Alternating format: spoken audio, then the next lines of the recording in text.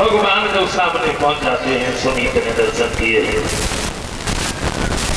इधर महाराज उत्तानपाद ने ध्रुव को राजा बनाया है, दोनों रानियों को साथ में लिया, ये वन में भजन करने चले जाते हैं। ध्रुव जब राजा बने हैं तो इनके जो भाई थे उत्तम, इन्हें यक्षों ने मार दिया। ध्रुव ने जब ये सुना कि मेरे भाई को मार दिया तो युद्ध करने के लिए तैयार हुए।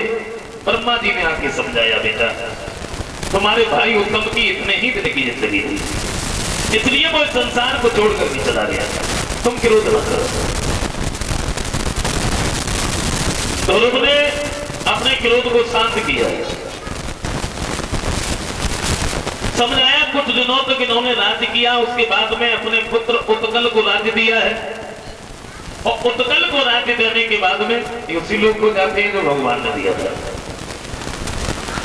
श्री सुखदेव जी समझाते हैं कि राजन वैसे ध्रुव में कोई शक्ति नहीं थी, इतनी जल्दी वो भगवान के दर्शन कर लेते। ये शक्ति तो उनके मां की थी, और बच्चे का भविष्य मां के हाथ में होता है। बच्चे की पहली गुरु होती है मां। बच्चा तो एक सफेद चादर की तरह से मां उसे जिस रंग में रंगना चाहे वो रंग जाता है, और मां शब्द बहुत बड़ा होता है। प्राणी तो बाद में आता है, पहले उसे मां बन जाती है। कभी कहते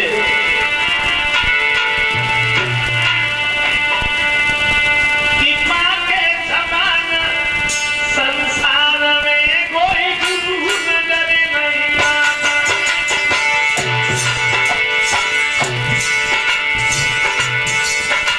मां के समान संसार में कोई गुरु नजर नहीं आता।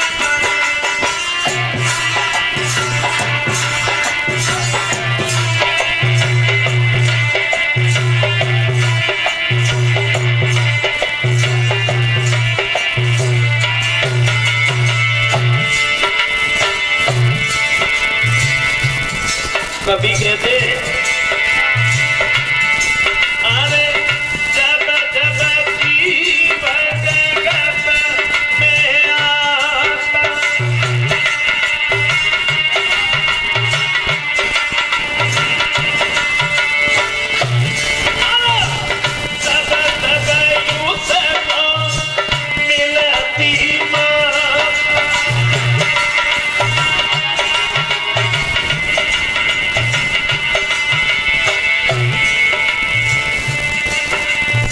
तब तब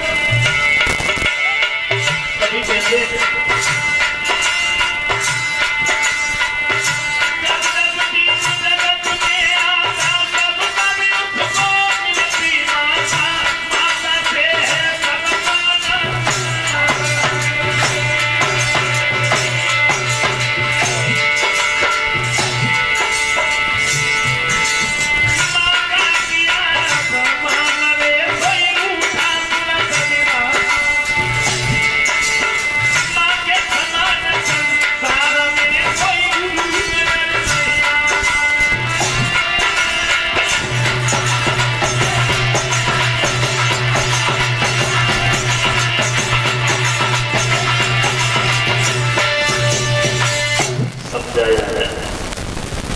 बच्चे का भविष्य मां के हाथ में होता है।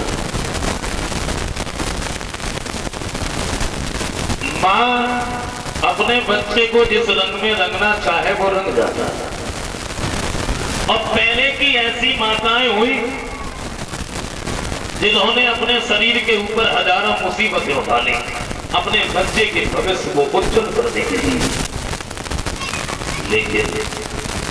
लेकिन का मतलब तो कुछ और है। माफ करें हमारी जो माताएं बहने लगी, मैं बुराई नहीं कर रहा, पांचों बलियां एक जैसी नहीं होती, सब लोग तो घर नहीं है। लेकिन अब एक कभी कहते हैं कि अब थोड़े विचार बदल गए। कैसे? अब न बच्चों की चिंता है, न और परिवार से कोई मतलब है, और चिंता है तो केवल एक बात की। किस बात की? कभी